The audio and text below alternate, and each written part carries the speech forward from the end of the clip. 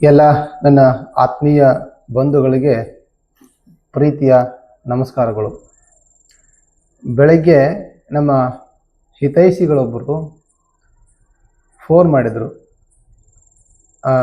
ಅಜ್ಜಾರವರೇ, ಸೂಫಿ ಶರಣರೇ, ನಮ್ಮ ಮುತ್ಯಾಗಳನ್ನು, ವಿಶೇಷವಾಗಿ ಉತ್ತರ ಕರ್ನಾಟಕದ ಮುತ್ಯಾಗಳನ್ನು ಭಾಳಷ್ಟು ಜನ ಬಾಯಿಗೆ ಬಂದ ಹಾಗೆ ಬೈದು ಆ ವಿಡಿಯೋಗಳನ್ನು ಇನ್ಸ್ಟಾಗ್ರಾಮ್ದಲ್ಲಿ ಹಾಕ್ತಾ ಇದ್ದಾರೆ. ಇದಕ್ಕೆ ಅವರಿಗೆ ಏನಾದರೂ ಉತ್ತರ ಕೊಡ್ರಿ ಅಂತ ಹೇಳಿದರು. ಖಂಡಿತವಾಗಿಯೂ ಉತ್ತರ ಕೊಡ್ತೇನೆ ಅಂಥೇಳಿ ಅವರಿಗೆ ಫೋನಲ್ಲಿ ಕೂಡ ಅವರಿಗೆ ಇದರ ಬಗ್ಗೆ ಹೇಳಿದೆ. ನಾನು ಈ ಮೂಲಕ ಏನನ್ನು ಉತ್ತರ ಕೊಡಲಿಕ್ಕೆ ಇಚ್ಛಿಸ್ತೀನಿ ಅಂದರೆ,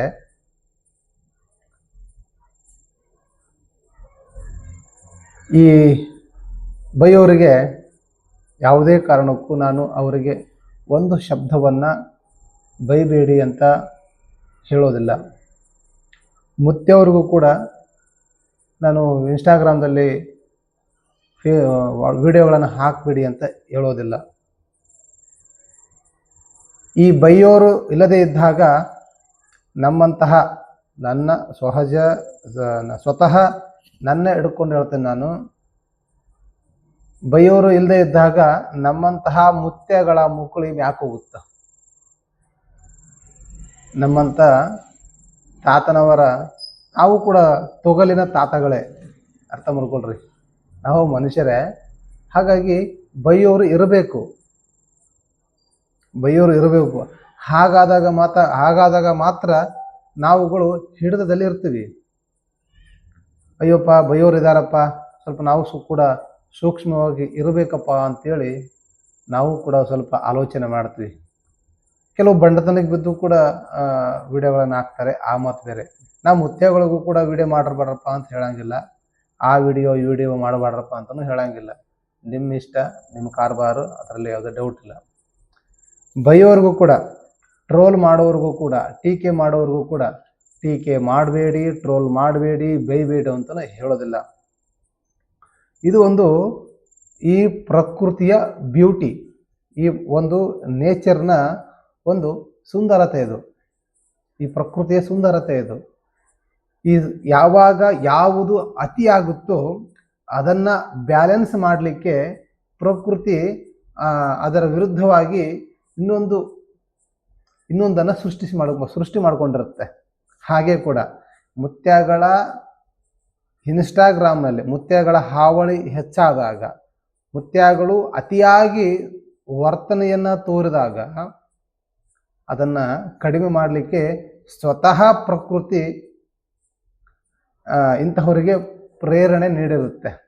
ಅದಕ್ಕಾಗಿ ಅದು ಅವರ ತಪ್ಪಲ್ಲ, ಅದು ಪ್ರಕೃತಿ ಬ್ಯಾಲೆನ್ಸ್ ಮಾಡಲಿಕ್ಕೆ ಇದು ಒಂದು ಭಗವಂತನ ಅಥವಾ ಪ್ರಕೃತಿಯ ಆಟ ಅಂತ ಅಂದ್ಕೊಳ್ರಿ. ಇಲ್ಲಾಂದ್ರೆ ನಮ್ಮಂಥ ಮುತ್ತೆಗಳಿಗೆ ನನ್ನ ಹಿಡ್ಕೊಂಡು ಹೇಳ್ತಾರೆ, ಇನ್ನೊಬ್ರಿಗೆ ಬೈದರೆ. ಯಾಕಂದರೆ ತನ್ನನ್ನು ತಾನು ಅರಿತುಕೊಳ್ಬೇಕಂತ, ತನ್ನನ್ನು ತಾನು ಬದಲಾಯಿಸಿಕೊಳ್ಬೇಕಂತ. ಅದಕ್ಕಾಗಿ ಸ್ವತಃ ನನಗೆ ನಾನು ಹೇಳ್ಕೊಳ್ತಾ ಇದ್ದೇನೆ, ನಮ್ಮಂತಹ ಮುತ್ತೆಗಳಿಗೆ ಇಂಥ ಬೈಯೋರು ಇಲ್ಲದೆ ಇದ್ದಾಗ, ಟ್ರೋಲ್ ಮಾಡೋರು ಇಲ್ಲದೆ ಇದ್ದಾಗ ಏನಾಗುತ್ತೆ ಅಂತಂದರೆ, ನಮಗೆ ಮಿತಿನೇ ಇಲ್ದಂಗೆ ಆಗುತ್ತಾ, ಹೇಳೋರು ಕೇಳೋರು ಇಲ್ದಂಗೆ ಆಗುತ್ತಾ ನಮ್ಮಂಥ ಮುತ್ತೆಗಳಿಗೆ. ಅದಕ್ಕಾಗಿ ಟ್ರೋಲ್ ಮಾಡೋರು ಇರಬೇಕು, ಬೈಯೋರು ಇರಬೇಕು. ಅವರ ಬೈಗುಳವನ್ನು, ಅವರ ಟ್ರೋಲು ಟಿಪ್ಪಣಿಗಳನ್ನು ನಾವು ಸ್ವೀಕಾರ ಮಾಡಬೇಕು. ಆವಾಗ ಮಾತ್ರ ಸಂತರ ಹಾದಿಗೆ ನಾವು ಅರ್ಹತೆಯನ್ನು ಪಡಿತೀವಿ. ನಾವು ಕೂಡ ಅಂತಹ ನಮ್ಮ ವರ್ತನೆಗಳಲ್ಲಿ ದುರ್ವರ್ತನೆ ಇರಬಾರದು. ಇದು ನಮ್ಮ ಗಮನ. ಎಲ್ಲವನ್ನೂ ಕೂಡ ನಾವು ಸೋಷಿಯಲ್ ಮೀಡಿಯಾಗಳಲ್ಲಿ ಹಾಕಬಾರ್ದು. ಯಾಕಂದರೆ ಬಂದಂತಹ ಭಕ್ತರ ಒಂದು ಪ್ರೈವೇಟ್ ಅಂತ ಇರ್ತದಲ್ಲ, ಪ್ರೈವೇಸಿ ಅದನ್ನು ಕೂಡ ನಾವು ಕಾಪಾಡಬೇಕು. ಎಲ್ಲವನ್ನೂ ಕೂಡ ಸೋಷಿಯಲ್ ಮೀಡಿಯಾಗಳಲ್ಲಿ ಹಂಚಿಕೊಳ್ಳುವುದು ನಮ್ಮ ವ್ಯಕ್ತಿತ್ವಕ್ಕೆ ಒಂದಲ್ಲ ಒಂದು ದಿನ ಧಕ್ಕೆಯನ್ನು ತರ್ತದ. ಅದಕ್ಕಾಗಿ ಯಾವುದು ಸೋಷಿಯಲ್ ಮೀಡಿಯಾಗಳಲ್ಲಿ ಹಂಚಿಕೊಳ್ಳಬೇಕು, ಯಾವುದು ಸೋಷಿಯಲ್ ಮೀಡಿಯಾಗಳಲ್ಲಿ ಹಂಚಿಕೊಳ್ಳಬಾರದು ಅನ್ನುವ ಒಂದು ಕಲ್ಪನೆ ನಿಮ್ಮಲ್ಲಿ ಇದ್ದರೆ ಬಹಳ ಒಳ್ಳೆಯದು ಅಂತ ನನ್ನ ಅಭಿಪ್ರಾಯ. ಆಮೇಲೆ ಬೈಯೋರ್ಗೂ ಕೂಡ ಒಂದು ಕಿವಿ ಮಾತನ್ನು ಒಬ್ಬ ಅಣ್ಣನಾಗಿ, ಒಬ್ಬ ಸ್ನೇಹಿತನಾಗಿ, ಬಂಧುವಾಗಿ ಏನಾದರೂ ತಿಳ್ಕೊಡ್ರಿ. ಬೈಯೋರ್ಗೂ ಕೂಡ ನಾನು ನಿಮಗೆ ಹೇಳಲಿಕ್ಕೆ ಇಚ್ಛಿಸ್ತೇನೆ, ನೀವು ಕೂಡ ಬೈಯುವಾಗ ಕೆಲವು ಶಬ್ದಗಳನ್ನು ಬಹಳ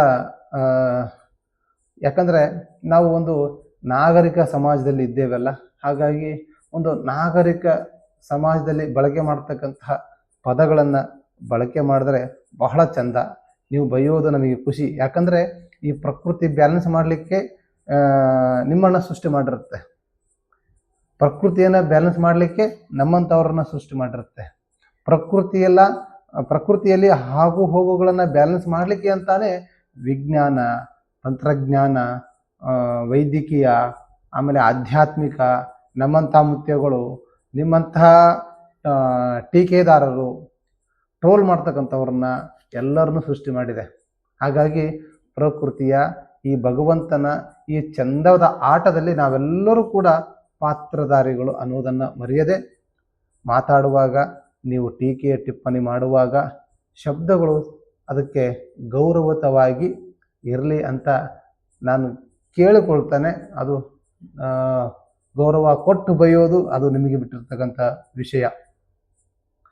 ಆಮೇಲೆ ಇನ್ನೊಂದು ವಿಷಯ ಏನಪ್ಪ ಅಂತಂದರೆ, ಎಲ್ಲ ಮುತ್ಯಗಳು ಒಳ್ಳೆಯವರಿರಲ್ಲ, ಎಲ್ಲ ಡಾಕ್ಟ್ರುಗಳು ಒಳ್ಳೆಯವರಿರಲ್ಲ, ಎಲ್ಲ ಮುತ್ಯಗಳು ಕೆಟ್ಟವರಿರಲ್ಲ, ಎಲ್ಲ ಡಾಕ್ಟ್ರುಗಳು ಕೆಟ್ಟವರು ಇರೋಂಗಿಲ್ಲ.